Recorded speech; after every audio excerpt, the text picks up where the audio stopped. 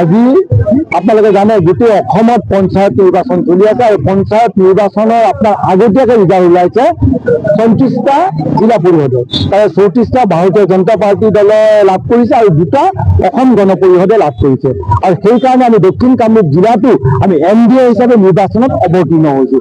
ইয়াতে ভাৰতীয় জনতা পাৰ্টি আৰু অসম গণ পৰিষদ মিলি আমি ইয়াতে নিৰ্বাচনত অৱতীৰ্ণ হৈছোঁ। আমি অকণমান আগতে গৰৈমাৰী অঞ্চলত আমি নিৰ্বাচনী সভা অনুষ্ঠিত কৰিছোঁ। তাতো আমি ৰাইজক আহ্বান জনাইছোঁ ৰাজহুৱা সভাত যে চাওক ভাৰতবৰ্ষ স্বাধীন হোৱাৰ পিছৰ পৰা আপোনালোকে কংগ্ৰেছক ভোট দিলে, এইবাৰ আপোনালোকে ভাৰতীয় জনতা পাৰ্টি NDAৰ লগত থাকক। ডাবল ইঞ্জিনৰ চৰকাৰ আছে, দিল্লীত আমাৰ চৰকাৰ, অসমত আমাৰ চৰকাৰ আৰু পঞ্চায়ততো আমাৰ চৰকাৰ হ'বলৈ গৈ আছে ট্ৰিপল ইঞ্জিনৰ চৰকাৰ। সেইকাৰণে আমি আপোনালোকক মানে ৰাইজক আমি আপোনালোকৰ জৰিয়তে ৰাইজক আহ্বান জনাইছোঁ।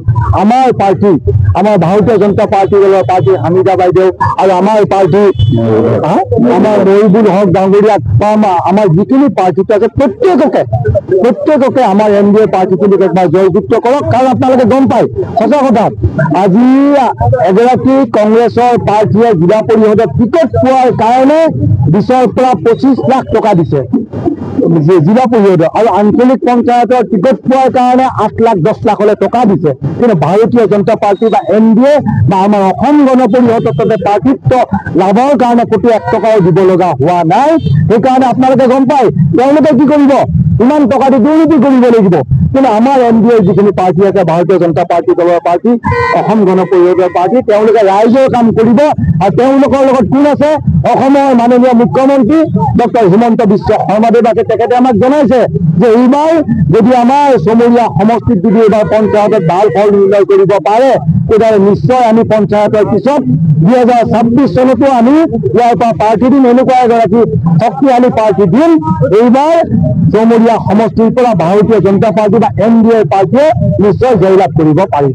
সমিতিত ঘূৰি আছো তাতে সোনকালেকৈ ৰাইজেও জনাইছে যে আমি ইমান বছৰ কংগ্ৰেছৰ লগত আছো, আমি ইমান বছৰ UDFৰ লগত আছো, এতিয়া কিন্তু নাই, এতিয়া আমি ৰাইজৰ লগত আছো, অসমৰ ৰাইজৰ লগত আছো। কাৰণ অসমৰ ৰাইজ ডক্টৰ হিমন্ত বিশ্ব শৰ্মাদেৱৰ লগত আছে, BJPৰ লগত আছে।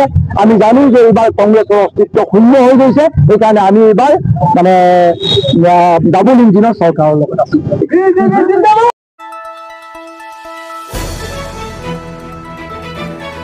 দ্য নিউজলেণ্ড অবিৰত তথ্যানুসন্ধান আপোনাৰ সেৱাত খবৰ সন্ধান দ্য নিউজলেণ্ড।